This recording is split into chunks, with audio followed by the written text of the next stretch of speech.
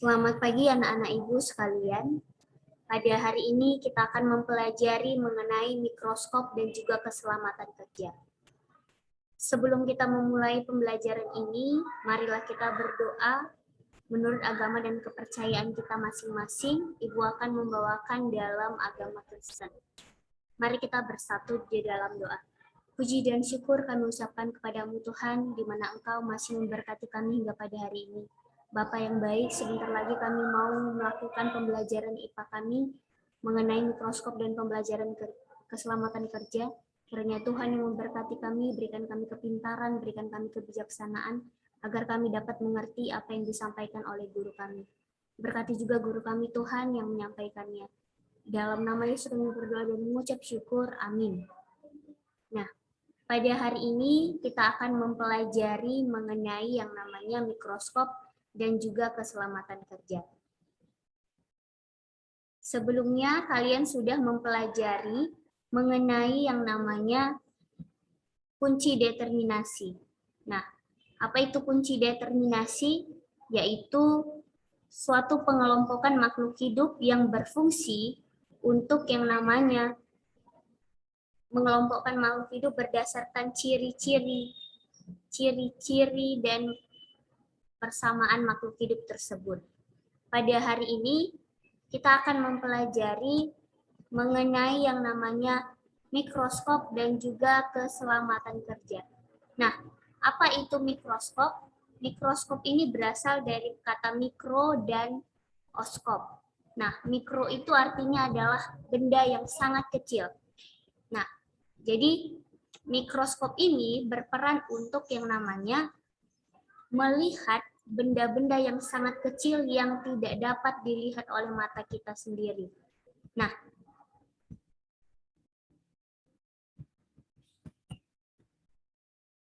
pada pembelajaran kita ini, kita akan mempelajari tentang mikroskop.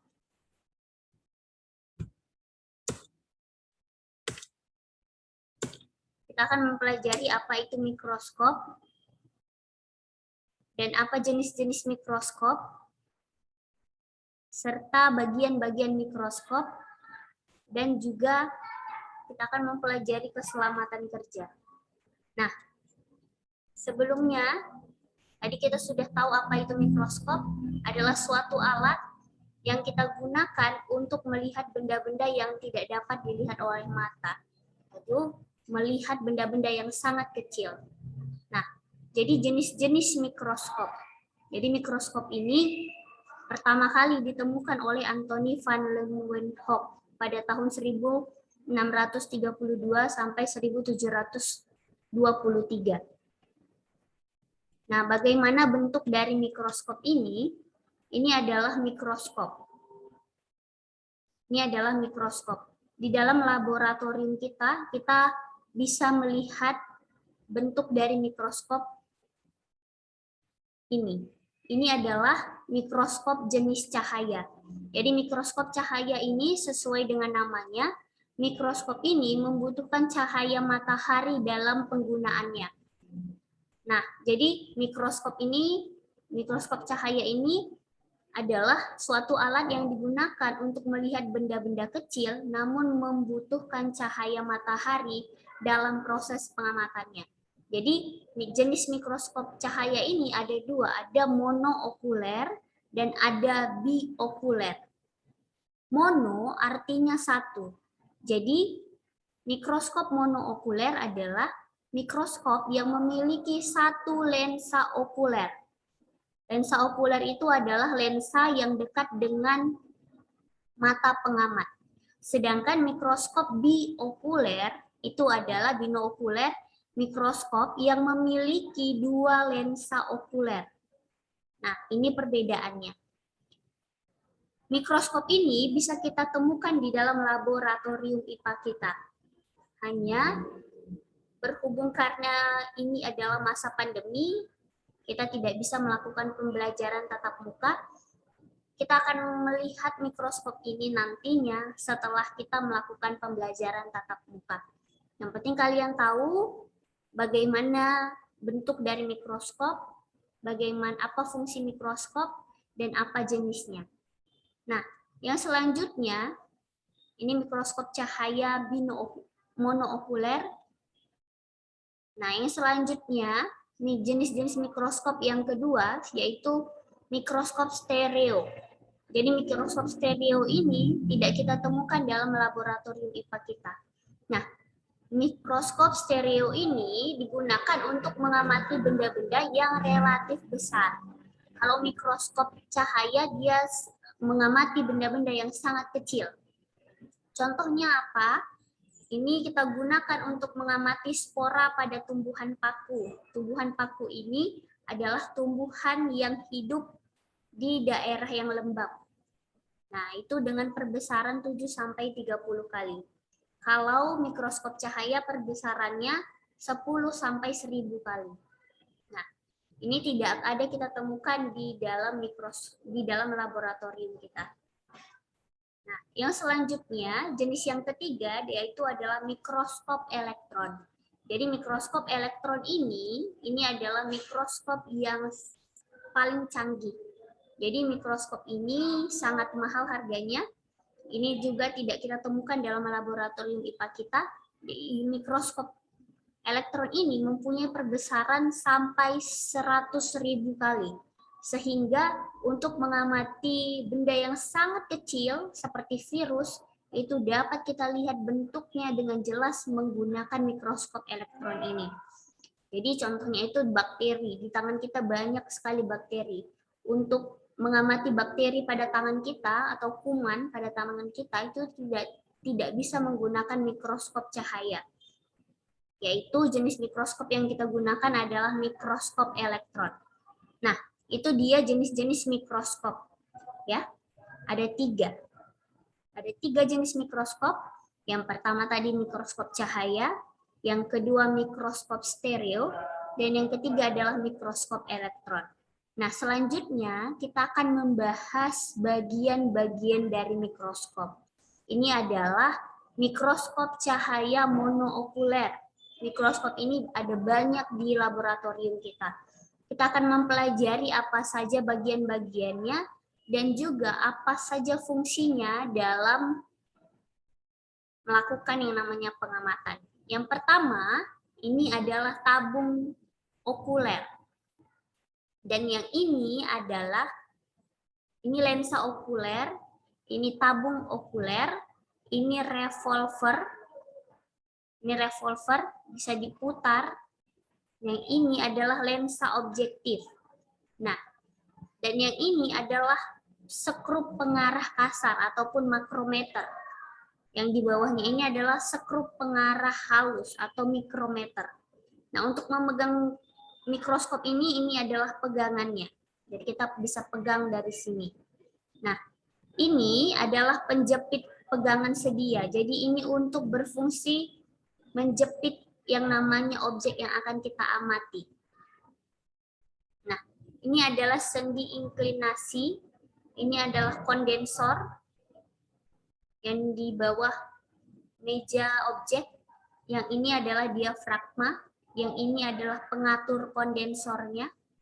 Dan yang ini adalah cerminnya ataupun cahaya untuk menangkap cahaya.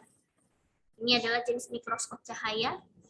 Nah, ini adalah kaki mikroskop yang kita gunakan untuk mengangkat mikroskop. Nah, ini dia bagian-bagian dari mikroskop. Selanjutnya, kita akan membahas mengenai fungsi dari bagian-bagian mikroskop ini sendiri.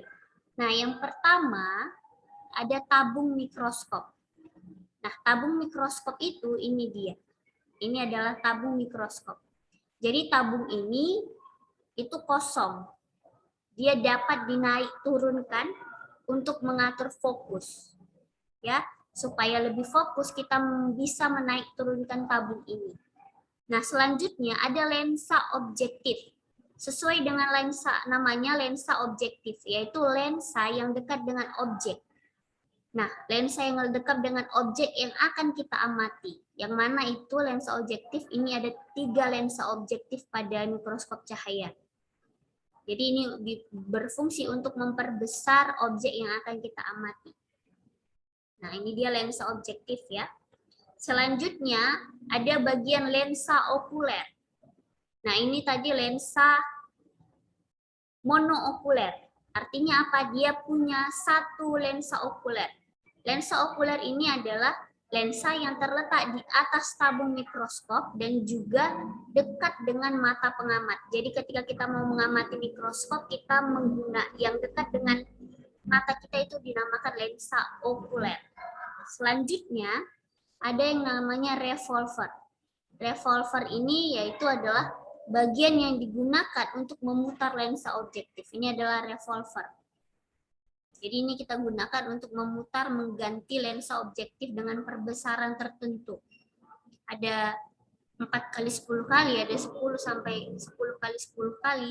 Kita mau gunakan ini dia revolver untuk mengganti lensa objektifnya. Nah, selanjutnya bagian-bagian mikroskop selanjutnya itu ada yang namanya makrometer ataupun pengatur kasar. Ini adalah makrometer.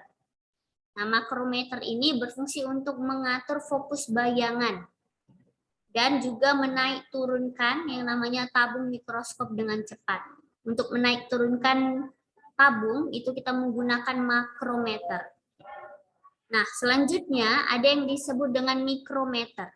Mikrometer ini adalah pengatur yang halus. Pengatur di sini tidak ketemukan. Jadi mikrometer ini berfungsi untuk mengatur fokus bayangan dan berfungsi untuk menaik turunkan tabung mikroskop dengan sangat lambat. Ini adalah mikrometer. Ya, dia berfungsi untuk menaik turunkan mikroskop tapi dengan lambat. Untuk yang cepat itu dia makrometer. Ini makro. Nah, selanjutnya ada bagian lengan mikroskop ataupun pegangannya. Ini adalah lengan mikroskop. Nah, ini yang kita gunakan untuk memindahkan mikroskop atau menggeser mikroskop, kita menggunakan yang namanya lengannya. Itu dengan cara memegangnya dengan kedua tangan. Salah satu memegang pegangan ini, lengannya, salah satu memegang kakinya. Nah, selanjutnya ada meja preparat. Meja preparat ini, yang hitam ini seperti meja, ini berfungsi untuk meletakkan preparat yang akan kita amati. Apa itu preparat? Preparat ini adalah objek yang akan kita amati, yang kita letakkan di kaca objeknya. Kita teteskan air dan kita tutup, itu namanya adalah preparat. Nah, preparat ini ada preparat alami dan preparat awetan. Untuk melihat preparat awetan di laboratorium kita, itu ada preparat awetan. Contohnya itu awetan dari otot lurik, otot polos, dan otot jantung. Itu bisa kita temukan di laboratorium ketika kalian nantinya sudah melakukan pembelajaran tatap muka. Nah, selanjutnya bagian-bagian mikroskop itu ada penjepit objek. Jadi dia untuk menjepit objek supaya objek itu tidak bergeser-bergeser. Ini adalah penjepitnya, ada 2. Ini adalah penjepit objek. Nah, selanjutnya di bagian-bagian mikroskop kita akan mengenal yang namanya diafragma. Apa itu diafragma? Diafragma dalam mikroskop itu berfungsi untuk yang namanya mengatur sebanyak sedikitnya cahaya yang masuk ke dalam mikroskop itu sendiri. Nah, diafragma ini terletak di bawah yang namanya meja preparat. Ini adalah diafragma. Nah, selanjutnya, bagian selanjutnya ada yang namanya kondensor. Kondensor ini berfungsi untuk mengatur intensitas cahaya. Jadi dia berfungsi untuk mengatur yang namanya intensitas cahaya ataupun banyak cahayanya yang masuk. Nah, selanjutnya ada cermin. Ini ada cermin. Cermin ini untuk menangkap cahaya yang datang, ya, sehingga masuk ke diafragma dan juga kondensor. Nah, yang terakhir itu ada kaki mikroskop, yaitu adalah bagian yang paling bawah dalam mikroskop yang digunakan untuk mengangkat mikroskop ataupun memindahkan mikroskop dan juga mengokohkan kedudukan mikroskop yang paling bawah. Nah, itu adalah bagian-bagian mikroskop. Silahkan kalian catat, kalian pahami, dan juga kalian gambar dalam buku catatan kalian dengan rapi. Nah, Dalam laboratorium, selain kita menemukan mikroskop, ada alat-alat kimia, ada bahan-bahan kimia yang kita temukan di mikroskop, di laboratorium. Untuk itu akan ada kalian lihat simbol-simbol dalam laboratorium. Nah, kita akan mempelajari simbol ini apa artinya. Ya. Jadi ketika dalam laboratorium itu kita tidak boleh berbanyak berbicara. Karena di laboratorium itu ada banyak sekali bahan-bahan kimia dan ada banyak sekali mikroskop dan itu semua bersifat sensitif. Nah, jadi pekerjaan dalam mikroskop ini, dalam laboratorium ini, kalian harus memiliki yang namanya sikap-sikap ilmiah yang kita sudah pelajari. Kalian harus memiliki yang namanya langkah-langkah metode-metode ilmiah. Jadi harus paham. Jadi tidak boleh ribut dalam laboratorium. Nah, dalam laboratorium kita akan melihat beberapa simbol yang ada di dalam laboratorium. Sehingga ketika kita sudah tahu apa simbol itu, ketika kita sudah tahu apa lambang dari simbol itu, maka kita akan lebih berhati-hati dalam menggunakan bahan kimia yang ada dalam laboratorium itu. Nah, ini ketika kalian temukan di botol laboratorium nanti itu lambangnya adalah mudah terbakar. Jadi contohnya kita temukan dalam laboratorium itu ada minyak tanah, ada kerosin, alkohol, dan bensin. Kita bisa temukan alkohol di laboratorium. Alkohol ini mempunyai simbol seperti ini, artinya mudah terbakar. Jadi hati-hati dalam penggunaannya. Nah, ketika kalian melihat suatu gelas objek misalnya yang memiliki fungsi gambar seperti ini memiliki arti yaitu adalah korosif. Apa artinya korosif? Ini adalah mudah berkarat. Jadi ini dia contohnya, ini asam kuat. Jadi ini ketika mengenai tangan kita ini bisa terluka. Jadi untuk kalian ya ketika melihat simbol-simbol ini dalam bahan kimia itu jangan sampai kena ke tangan kalian. Kenapa? Karena ini mudah korosif. Artinya dia akan berkarat. Kalau kalian letakkan kepada besi, maka dia akan berkarat. Itu contohnya asam sulfat, asam nitrat, sodium hidroksida. Itu contoh-contoh bahan korosif. Nah, selanjutnya, simbol yang ketiga seperti ini, gambar tengkorak. Ini adalah contohnya bahan beracun. Ini beracun, jangan sampai kalian hirup ataupun kalian sentuh. Nah, kenapa? Karena ini beracun. Nah, ini bisa menyebabkan kematian. Contohnya itu adalah merkuri, sianida, dan juga gas klorin. Jadi ketika kalian menemukan simbol ini, kalian harus berhati-hati dalam menggunakannya. Selanjutnya ada simbol seperti ini, seperti tanda kali. Ini artinya ini mudah menyebabkan iritasi. Jadi ketika kulit terkena ini, maka kulit kita akan mengalami iritasi. Apa contoh bahannya itu adalah klorofol, alkohol, dan juga hidrogen peroksida. Itu dia bersifat iritasi. Nah, selanjutnya ketika kalian menemukan di dalam laboratorium simbol seperti ini artinya adalah eksplosif ataupun mudah meledak. Jadi ketika menggunakan ini sebaiknya jangan dekat-dekat dengan api, ya kan? Nah, ini adalah contohnya campuran dari hidrogen dan oksigen itu bersifat mudah meledak. Nah, ketika kalian menemukan seperti ini, seperti gambar kipas angin 3, ini dia bersifat radioaktif. Artinya apa? Dia dapat menyebabkan senyawa kimia dan ini bisa mengganggu kesehatan kita apabila kita terlalu lama menghirup yang namanya radioaktif. Nah, dan ini lama-kelamaan ketika kita menghirup terlalu sering, dia dapat menyebabkan yang namanya penyakit kanker dalam tubuh.